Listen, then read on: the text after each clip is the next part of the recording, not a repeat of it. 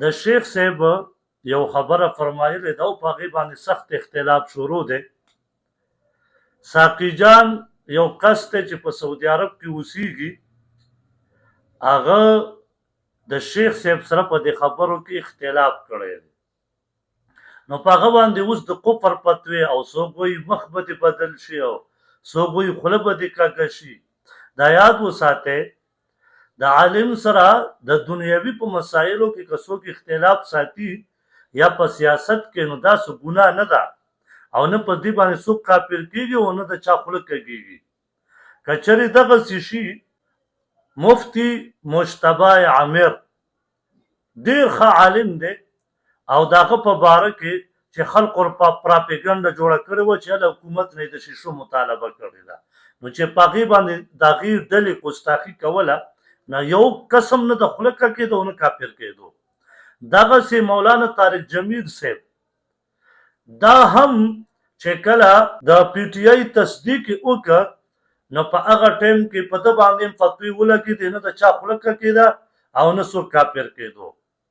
دغسې شیخ امین صاحب چې اهل حدیث لوی عالم دی، د هغه په باره کې که ته ګستاخي کې ته نه کافر کېږي او نه دې خوله کېږي. همدغه رنګې مولانا خانزیب صاحب چې هغه وفرمایل، الله دې وبخي، چې وی فرمایل چې کم امام د امن خبره نه کړي په ده پسې لمونځ نه کېږي، نو دې خلکو ورپسې کفر فتوی شروع کړي. چېرته چا ونه ویل چې دا خوله به دې کږه شي یا به کافر شي. همدغه رنګې مفتي منیر شاکر صاحب د ده په باره کې هم خلکو فتوی ورکولې، هېڅ چا دا نه ویل چې هلکه خوله به دې کږه شي یا به کافر شي.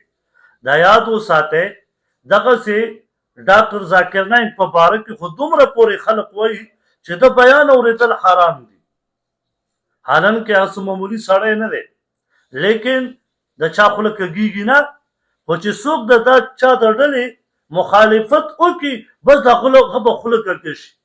والله چې سوچه دروغ دي. اختلاف ساتل جایز دي، لکه مسلم شریف کې صحیح روایت دی، وی نبی علیہ السلام چې کله مدینه مبارک کې ته راغی، صحابه لګیا وو د کجورو هغه بور راخیستو او په نورو کجورو کې به اچو. نبی علیہ السلام ورته وفرمیل دا څه کوئ؟ د الله پیغمبره دا خو موږ دې دپاره کوو چې دا د نر مادې نه دا بور راوالو په دې ماده کې کیدو په دې کجوري کې، نو دا بیا کجورو ډېرې ښې کوي. نو نبي علیه الصلاة وسلام ورته وفرمیل داسې مه کوئ. نو څه موده بعد چې کجوري وشوې نو هغه ډېرې لږې وې. نو صحابه ورځو په د الله پیغمبره تاسو داسې فرمایلي وو. نبي علیه الصلاة وسلام ورته وفرمیل دنیا په کارونو کې خپل هغه کوئ، تاسو ما هغې باندې ښه پوهېږئ. نو ګوره دا یاد وساتئ، د یو کس به د یو عالم سره د دنیا په معاملاتو کې د دنیا په سیاست کې به اختلاف کوي، نو په دې نه څوک کافر کېږي نه یې خوله کږېږي. خدای ته وګورئ، دا فتوی مه لګوئ د دې کفر په خلکو باندې.